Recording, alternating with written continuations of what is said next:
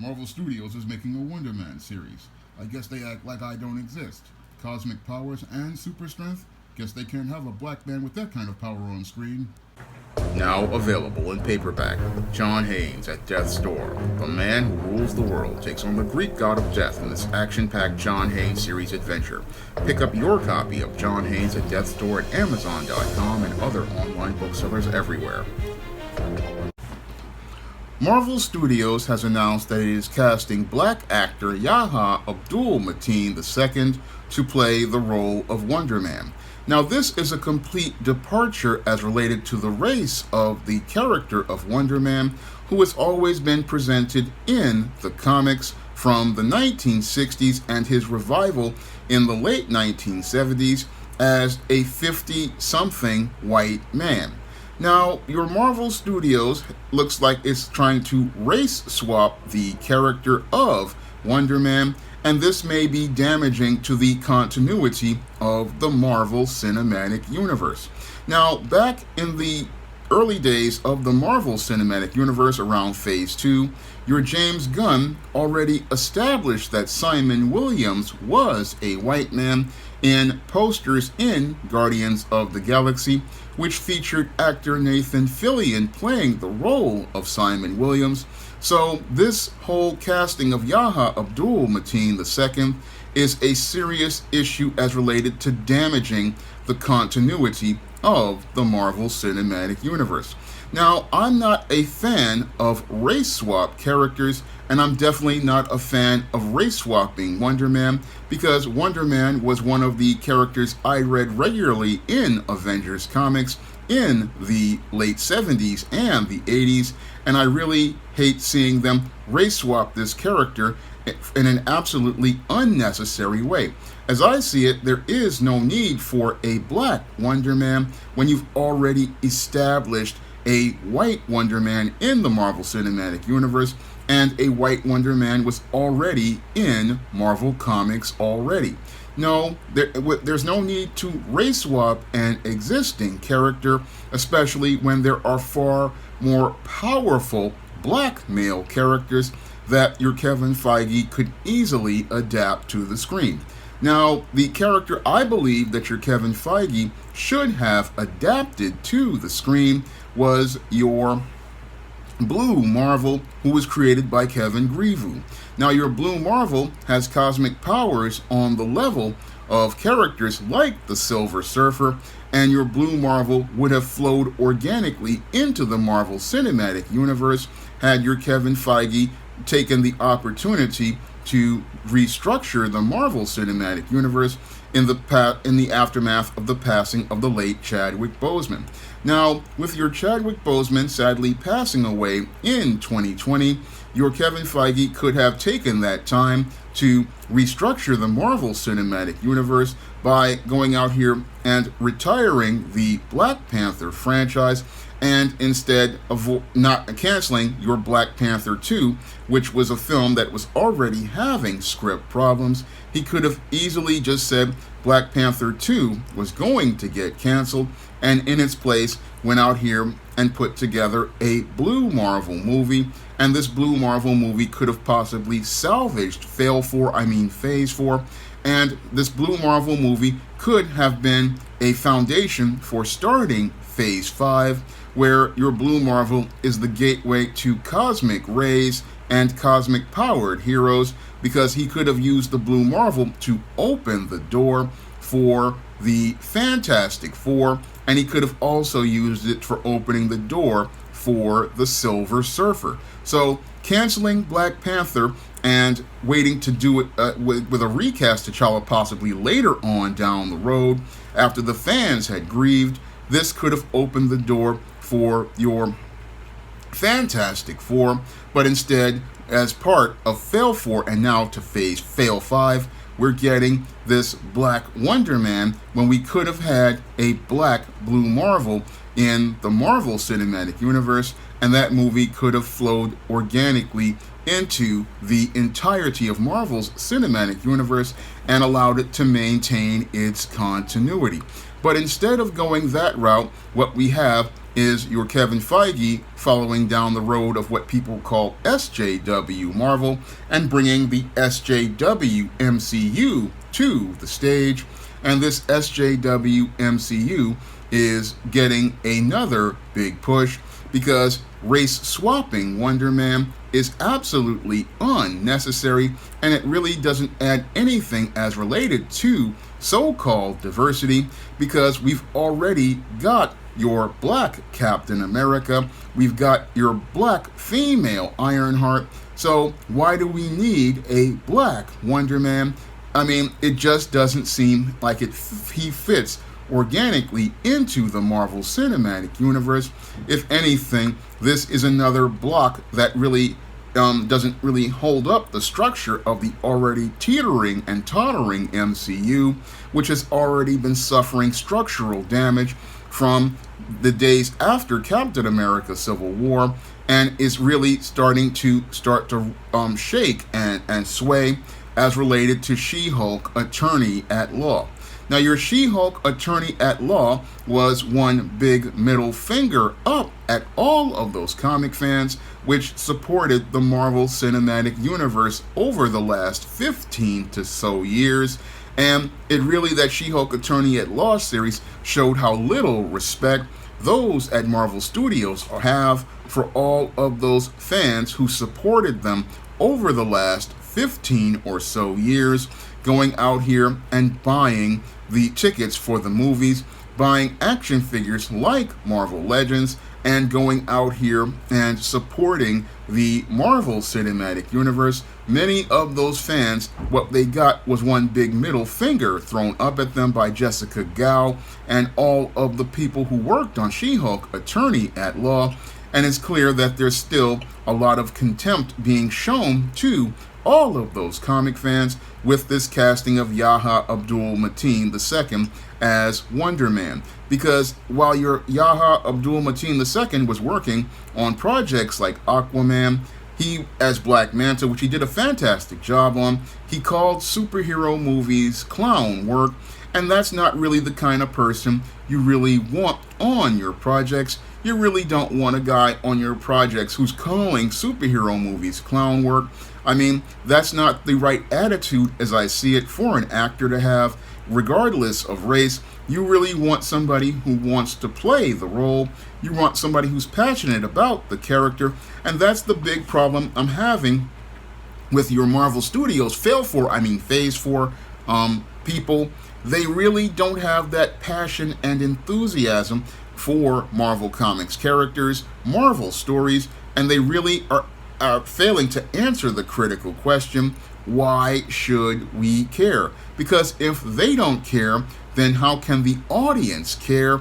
If you're coming in with the attitude that it's clown work and that this character is beneath you, and then you have producers like Kevin Feige coming in and they're not taking their job seriously, then we're headed down the dark road of the Salkins in 1983 when they produced the Superman 3 movie, and in 1996 when your Joel Schumacher went out here and released Batman and Robin. In both of those cases, we had people who thought that they knew better than the source material, thought that they were smarter than the fans, and wanted to go out here and put their own take and spin on these characters. And when they put their own take and spin on these characters, what that did was alienate the audience, and it made it where the superhero movie genre suffered for an entire couple of years.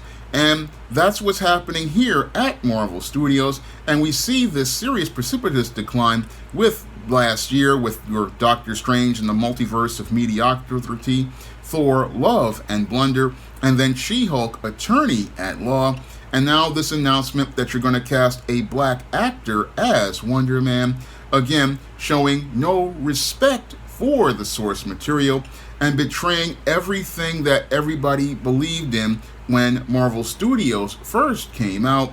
Because when Marvel Studios first came out, there was a dedication to staying true to the source material. There was a dedication to bringing these characters to life in the way that they appeared in the comics.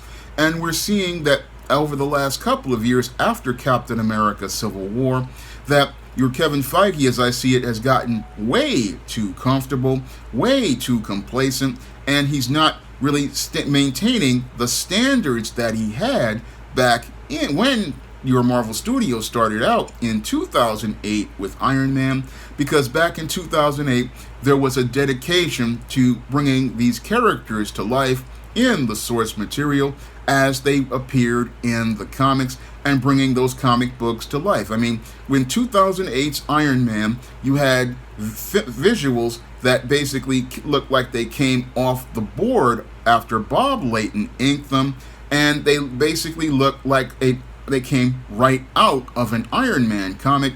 Some sequences look just like they came straight from the comics, but we don't get that type of passion for the comics with many of these new people who are working at Marvel Studios. I mean, when I look at Jessica Gao's complete indifference towards She-Hulk and how she didn't do any research at all on the character, that really shows how low the standards have fallen. And this casting of your Yahya Abdul-Mateen II as Wonder Man really shows how nobody at Marvel Studios has that passion that they had in 2008. Because if you wanted to do a Wonder Man series, Nathan Fillion was the man to play Simon Williams. I mean, he's a late 40s, early 50s white male, and that is who Wonder Man was in the comics. That was the guy who wore the crazy green and yellow Christmas costume. That was the guy who wore the red safari jacket. That was the guy who had the mullet in West Coast Avengers. That was the guy who went from an industrialist who was caught embezzling and was tricked into becoming a member of the Masters of Evil, and then eventually redeemed himself in later issues of the Avengers when he came back to life and became a superhero who struggled with things like his fear of dying again. I mean, there were so many layers and substance as related to this character, but Marvel Studios is not even thinking regarding that whole substance of the character. No, what they would rather do is go out here and try to virtue signal to those social justice warriors who don't even buy Disney Plus subscriptions for these series. Because if we look at She-Hulk Attorney at Law's ratings, where were all of those social justice warriors who were virtue signaling about this show? How many of those people put in time to go watch this series? Critical question I would like to ask the people at Disney Plus. Where were all those people who said that they wanted to see this big-time feminist who was twerking? Where were all of those people when the She-Hulk was on the air? I mean, Marvel Studios has lost 50% of its audience over the last couple of years of your fail for, and it possibly is going to have another box office underperformer in Black Panther, Wakanda Forever, but they still double down on these social justice type castings like this Wonder Man, and they're telling us that they're going to build to a Kang dynasty. But again, as a longtime reader of the Avengers who has read many of these comics, I don't see how they're going to be able to build towards a compelling Kang story when you're race swapping characters and you don't have the core characters like Tony Stark, Steve Rogers, and Thor, Odin's son, and the Vision. These were the characters that were major role players in any sort of Kang storyline, and you don't have any of those characters in place to tell your Kang story. There's a real serious problem at Marvel Studios, and again, this is what happens when you rush out too much product. This is what happens when you get too comfortable. This is what happens when you get too complacent, and this is what happens when you take your audience for granted. And your Kevin Feige thinks that these customers are going to continue to be here as he looks to adapt the all-new, all-different Marvel and many of the stories that alienated comic fans and bring them to the screen.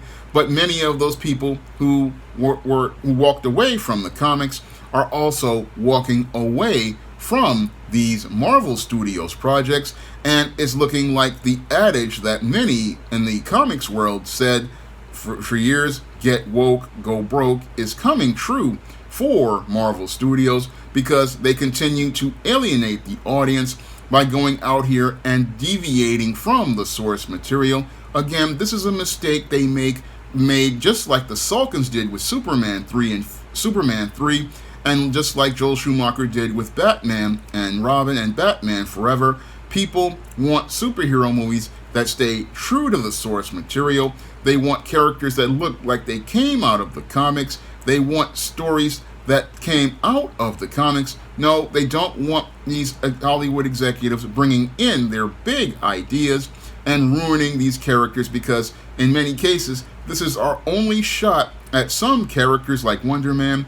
I mean, Wonder Man was a great character for years, and it really disappoints me as a longtime Wonder Man fan to see this character's only shot for the screen basically ruined because your Marvel Studios wanted to go out here and do some social justice race swapping when there was no need to race swap at all. No, there's a whole catalog of black characters out there that they could use. I mean, if you wanted a strong man, you could go out here and bring back your Luke Cage. If you wanted to do a cosmic black character, you could do Blue Marvel. I mean, there are black characters out there they could already use, but instead of doing this, what they do is look to troll the fans and look to try to think that the best way to market their products is to get negative publicity, but negative publicity does not equal sales. Yes, this will get a lot of people talking about a Marvel Studios project, but it ain't going to get them spending money on merchandise, and that's the most embarrassing thing here. Hasbro just announced a Wonder Man for Marvel Legends, and instead of synergizing that with a Nathan Fillion casting, what they do is confuse the customers by having a black actor cast as Wonder Man, but you've got a Marvel Legends Wonder Man figure about to come out, and when those MCU fans hear about this Wonder Man, they're going to be confused when they see this white guy with a red safari jacket and sunglasses, and then say, oh, that's not Wonder Man, but that was Wonder Man all along. And again, all of this because they say that there is no diversity passively, but aggressively they do things like cast a black man as Wonder Man so that it prevents other black characters from reaching the screen, and prevents other black creators from having opportunities to see their characters showcased and also be able to generate revenue for themselves. Again,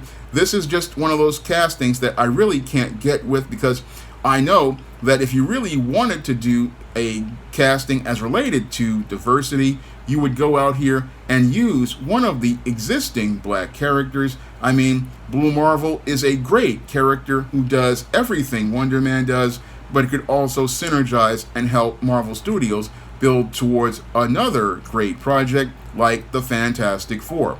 Now, if you want to try some of my action-packed fantasy on the SJS Direct imprint, like the ISIS series, the E-Steam series, the John Haynes series, and the books of the Spinsterella trilogy, you can find all those books on Amazon.com in paperback and Kindle format. You can also find them on Smashwords, the iBookstore, and Google Play. And if you want to see me be able to make more videos about comics and put in pledges for indie comics on Kickstarter, you can donate to my Patreon, my PayPal, or my Cash App by clicking the links in the description box. That's all I have to say for this video. You can comment, rate, and subscribe. Now available in paperback and e-readers, E-Steam Horror of the Hyena Woman. Hell's Aspiring Angel takes on a wicked werewolf in this action-packed all-new E-Steam series adventure. Get E-Steam Horror of the Hyena Woman in paperback and e-readers today.